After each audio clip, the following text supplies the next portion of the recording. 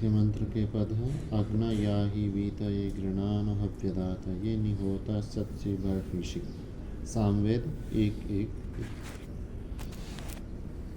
अग्नि हे सर्वश्रेष्ठ प्रभु।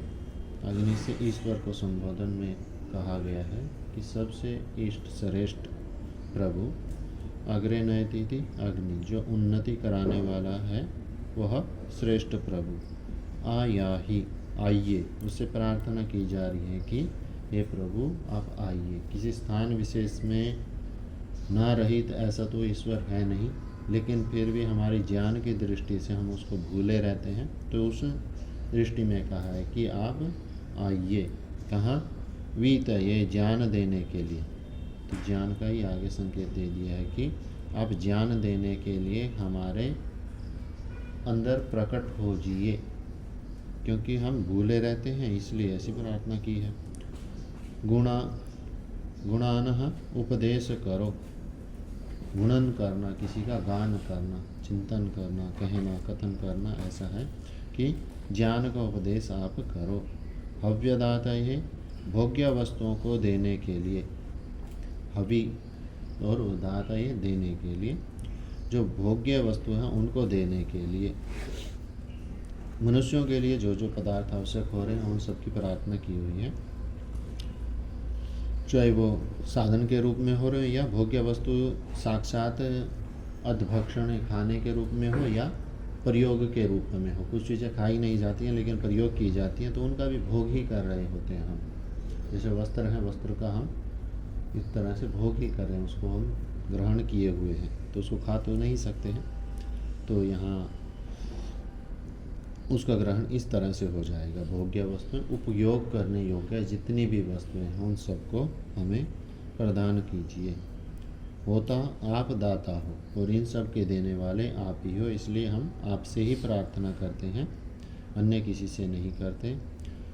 और फिर आया है बर्हिषि हृदय में नि सत्सी निरंतर विद्यमान हो। हमारे हृदय के अंदर आप निरंतर विद्यमान हो।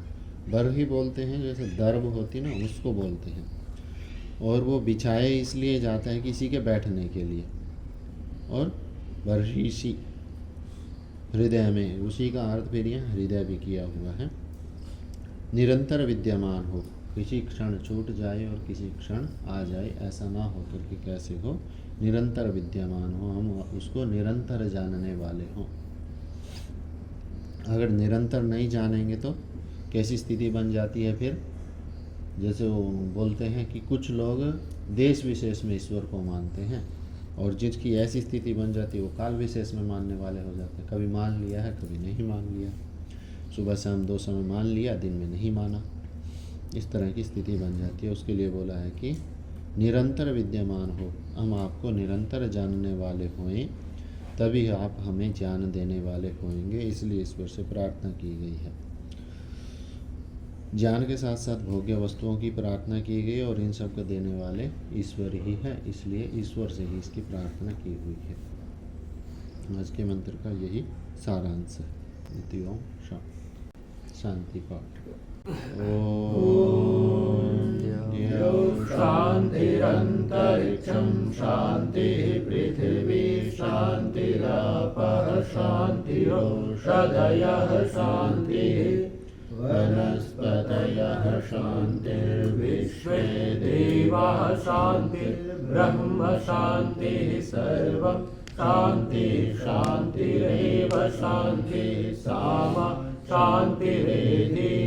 ॐ शान्ति शान्ति शान्तिः। सर्वेभ्यो नमः। सबको